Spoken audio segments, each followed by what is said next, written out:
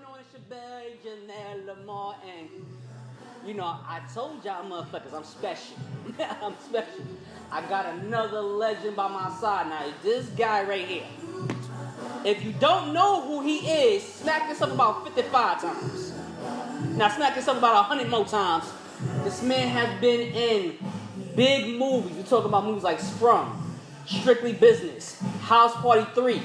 I mean, we can go on and on and on. On top of that, he's one of the comedians that define what we know as hip-hop comedy. I'm talking about the guy, Joe Torry. Brother, What's up? thank you for sitting with us today, man. We know you busy. We know you about to light the stage up at the Brooklyn Comedy Zone real quick. But we had to get a few minutes with you because, I mean, as you just heard, you are definitely a legend in hip-hop. When it comes to hip-hop comedy, I mean, your name hangs up in the band is like Jordan. So, first question out the door is, what was your introduction to hip-hop? Introduction to hip hop? Mm-hmm. Was it a moment, a movie, a song, No, I mean, a girl? Kind of grew up at the same kind of time hip hop was forming. Mm-hmm. Black comedy was getting its voice. Okay. So to me, we were kind of merged into the same kind of organic garden at the same time. You know what I mean? So organically, I think with hip hop, because of the way that not rappers, but hip hop. You know what I'm saying? Rappers forming into hip hop. You know what I mean? But Comedy was changing over into a more, should I say, personal tone. I mean, you know what I'm saying? So it's kind of like where, you start getting your own voice and you got a bunch of kids of rap forming hip hop running around. So like when Robin Harris or the Conversationists, the real comedians, Bill Cosby, the Red Foxes, Richard Pryors, you know what I'm saying? When they were morphing into, who would they morph into?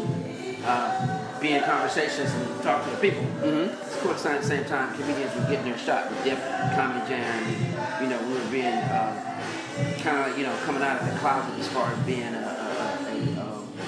wouldn't say a raw artist, but saying what's on your mind. And I mean, hip hop, especially when it comes to rap, is like pretty much one and the same. Like you guys go freestyle. I mean, exactly you know what I mean? Especially when it comes to snaps. Right. You gotta be on your toes. Somebody talk about your height. Oh well, your breath smell like shit. So it started to become more personal. Yeah. And then that's kind of what I'm saying. We got to using more personal voice instead of being in the same, should I say, protocol way of Johnny Carson, or we have to sound like this. Yeah. So we got to be able to use our Richard Pryor voice.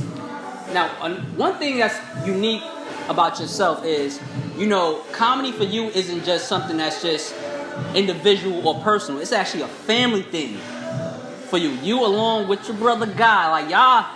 I mean, and like I said, I've grown up watching both you guys. Right. Now, as a brother, because I'm a brother myself. How is it to see your younger brother just watch what you do, take it and run with it? You know what I mean, and do the things he's done. I mean, to see your family do it. I mean, especially when you know the guy. Yeah. I come from a funny family. My mother, father, hilarious. So you kind of, even though my father was military, sergeant, two tours to Vietnam, my mother taught school for 40 years. We found humor, in my parents in that time raising 6 kids. So, my thing is, okay, I don't want to be in the military. I'm try to, make it in sports. But if that didn't happen in my era, you either had to be an entertainer or, find a skill or learn something or a trade or, or get it, be a pro athlete. So I was trying to get all the bases covered with education, being an athlete, and learning a skill in the trade, for real. And to make it happen, and then to see that somebody else in the family can make it happen, it's like, see, I told you could do this. Because, that wasn't on my brother's mind at first. Okay. That was my idea. I wanted to be, an entertainer or a star, and everybody was like, nah, you better get your real job. But you definitely did it, man. And the whole hip-hop community, man, we're definitely proud of what you have done and what you continue to do. So what's going on for you now, man? You still rocking down stages, doing the stand-up comedy. I mean, any television projects, podcasts? What's going on with you now? Probably do a podcast coming up, I like to do things in tandem with, what I'm gradually, say behind, and I can put all the energy into it instead of just doing stuff because it's, it's the thing to do. I ain't running out getting a Popeye's chicken sandwich or, Easy's because everybody getting them or whatever. Whatever, getting the drip. I mean, I don't chase that. I let it chase me. So basically, I've just been creating content, being a producer, being a comedian, being an actor, but owning everything that I do, writing it, getting my Brian Allen, Oprah Winfrey, Tyler Perry on. So that's what it's about, man. Ownership. Yeah. So ownership. A bunch of projects I put out. It came out on Amazon a couple weeks ago. The workout room. Go get it right now. They sold out the first 3 weeks. Check that out. So the workout room on Amazon and Prime, GoQ, Fandango. Go get it.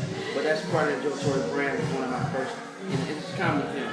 Oh, that's PG-13. Got a bunch of comedians in it. JJ, Tammy Townsend, Mr. Atkins is in it. Brumman's in it. SpongeBob's in it. Torry Hardy's in it. It's about a comedy club. Black comedians trying to make it. I'm one of the first stories you tell. Oh, that's dope. Now, one thing, and the way you mentioned a lot of comedians that you work with in that project, one thing I see with yourself and not only Carl Payne, who's the host tonight, it's like y'all bringing back that family aspect. Yeah. Like bring your brother up. If you would step up, bring him up with you, well, so you can still climb. But you do also see a lot of I would say a not so positive, aspects of comedy. So what would you say right now are the pros and cons of comedy? I mean, I don't pay attention to the negative. I mean, I don't, it's kind of like, you don't feed it, you don't grow. Mm-hmm. So when you hear certain shit, like Trump, you know what I'm saying? I don't really have Trump jokes anymore because it just ain't funny no more. No, not at all. The more you have jokes about him, the stronger he get. So I just I don't wade into it. So the pros and cons would be, pay attention to the positive part and the best you can be. Try to ride the new wave of what's going on now as far as the technology, the exposure, and the ownership that you can have. Because, back in the day, you had to go through people. You had to have a representative. Now, you can basically get your answers and your feedback directly from an audience. You can do your own audience. So, that's pros and cons is, what you put into it. You'll sweat your tears and prayers. Now, if you can name one person in the hip-hop culture to play in either like a movie or, he doing it, but I'm keeping professional right now. But if you can name one person in hip hop that you can play in a movie, television show, who would that be? One person that can play in what television show? Television show or film? What hip hop pioneer or what hip hop person in hip hop would you like to play? I never really thought about that. I think it's something more some of them been played already. I'd have to think about something that would, that basically I can bring their voice to life. Tupac's already been done. I'm saying, I don't think I can pull Biggie off. You gotta get out that gym to do that one. Or Jay-Z, you know what I'm saying? Or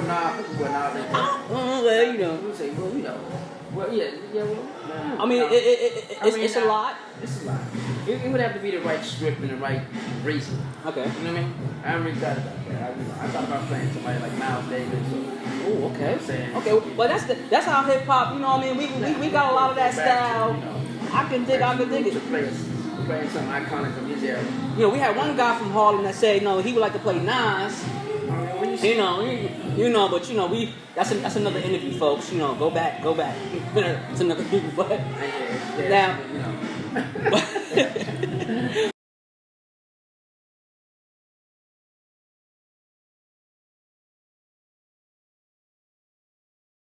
You got Too Short, you got Jermaine Dupri. Yeah, you can stick a Jermaine Dupri up. Jermaine Dupri, there you go. Stay around there. Oh, listen, man, I want to play myself. But now we're gonna end out this interview in the way that I end it out with everybody. I'm gonna ask you a few questions about the culture of hip hop. Now, usually I tell you only gotta give me only one, but I've been. A guy who used to play on a show called Martin told me I should do about 3. You know what I mean? I forget his name, but anyway. So, give me a top 3 choices. I'm gonna do a bunch of them. The first one to start with is greatest MC, male MC of all time. What's your top 3? Male MC. Top like rapping artist. Mm-hmm. Who would you say? It's different eras, man. You got Karen Swan. Oh man, that's one. Yeah, I mean, I mean, and this is your choice. You're like, fuck everybody else. This is you. Well, I mean, you know, to me, you know, come on, from Carol's One to Tupac. Okay. Jay-Z. You know, of all time, I'd say you got to throw Big in there. You got to throw Nas. I mean, you know. And I can reel off right at the top as far as, you know, with that kind of change eras. And you were fortunate and spoke to people. You know what I mean? And you were fortunate enough to actually to work with Tupac. Yeah. You know what I mean? So you I mean, you can talk stories probably for hours. And that's why I picked them, because they had stories besides killing, robbing, ripping, and glorifying themselves. They had stuff where they was trying to help the culture, save the culture, speak to the man in the woman in the rise up. That's why I kind of, I gravitate more than people who kind of moves you to want to change your life for the better. I can dig it. So we're going to move on to top 3 female MCs. Well, you gotta have Lil' Kim off the top. That star, do or die. You know what I'm saying? Lil' Kim right off the top. Gotta, you know, if you want to say now, I mean, wow. I mean, anytime. This is your list. You know what I'm saying? It gets a little grimy when you know what I'm saying? Because you got the real Roxanne who started it all. And salute. She always give me love, man. And then you got your old girl Yo-Yo. Roxanne, Kim, Yo-Yo. I don't think that's a bad 3 to pick. That's I don't think that's a bad 3 to pick at all. That's a hell of a concert. Yeah.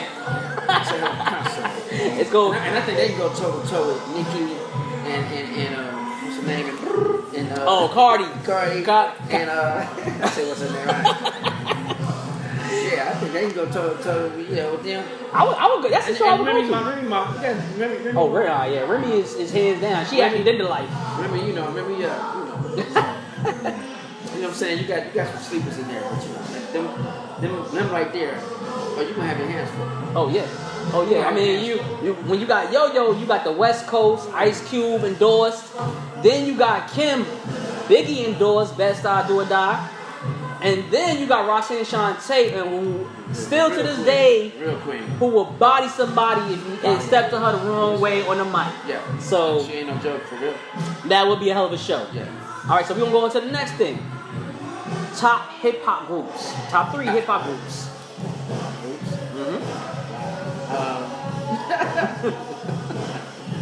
Top 3 hip hop groups. Look. Wu-Tang. Right now, my cameraman is excited. That's his favorite group of all time. Nation. Oh yes.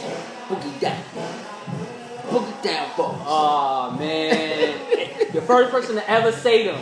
You're the first person. Boogie Down Boys. Oh man. All that shit. That was the whole crew. Oh man. That was the whole. Oh man, that was a movement. That wasn't even a crew. That was a movement. That was a movement. Yeah, that was. So, with you being at the comedian, we gonna switch up the last question. Usually it's like top, freestyle all the time. But for you, we gonna say top 3 hip hop comedians of all time. And an exception of yourself. I'm not really a hip hop comedian. I'm in the era, but people like hip hop comedians that and they mostly they're like Cat Williams is a hip hop comedian. Okay. You know what I mean? Okay. He helped. And most of his films are in that culture where he plays the pimp and he plays the characters and stuff he talk about in their records. He hang out with them and get his ass beat by them. So. Or not. Okay. So he'd be the number 1. The late great Ricky Harris, I would say, was the first hip hop. Because he was the first one. This my man that was we started together, but he was going on tour with them. He was doing those rap crowds, hip hop crowds, and bringing that. He knew most of the lyrics and rappers, and I was first, but he kind of lived that comedy LBC life with Snoop Dogg and all growing up. So I was there with it, but we had one more. And right now you say